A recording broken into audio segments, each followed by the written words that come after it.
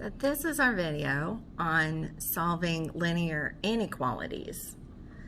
And these are the steps.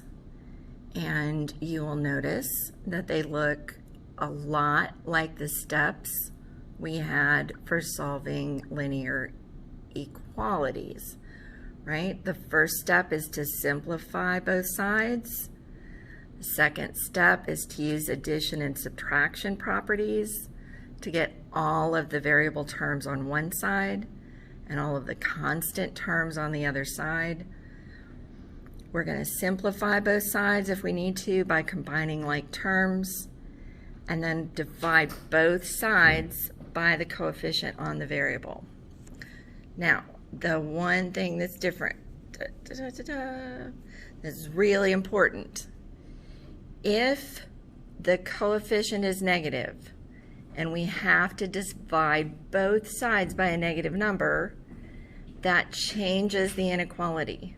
So we have to switch the greater than sign over to a less than sign, or change the less than sign to a greater than. Whichever way it is, we got to flip it the other direction.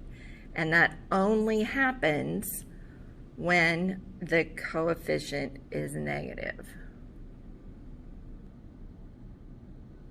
All right, so that was a quick pause for some highlighting, right? Super important if the coefficient's negative. So I'm going to do a few examples from a worksheet that we had. All right, so here I've got, this is like the last step, right? We've already done the addition and subtraction. So now all I need to do is divide to get the a by itself. So I'm going to divide both sides by -4, right, to get the a by itself. And then that sign is less than. I switch it over to greater than. 40 divided by -4 is -10.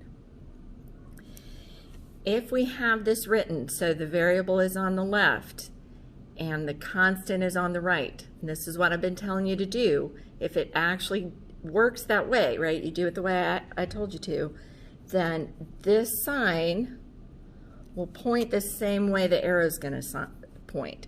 So this is greater than -10, so I make an open circle because I'm not including -10.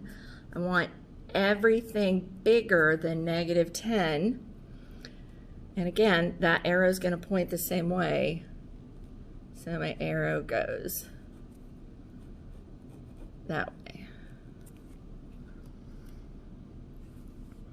Another way to think about it, right, the alligator is going to eat the bigger number, right, so everything bigger, right, if I shade this part of the line, right, this is everything that's bigger. That's where the alligator is.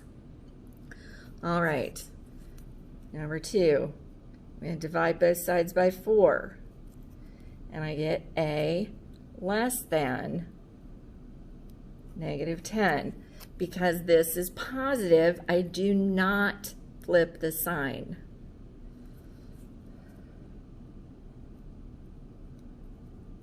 And it looks like that.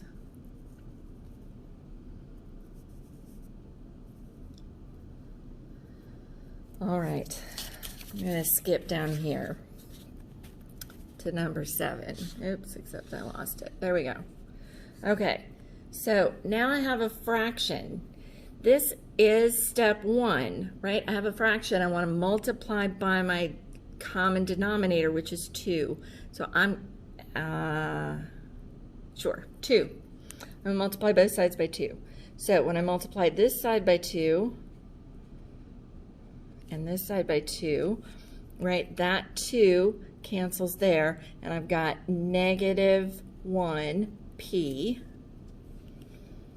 greater than or equal to 4 times 2, which is 8. Now I'm going to divide by that coefficient, -1, and that gives me p. Now I have to flip the sign, less than or equal to 8 divided by -1 is -8. And to graph that, I start at -8 with a solid dot because this says less than or equal to, so that makes it solid.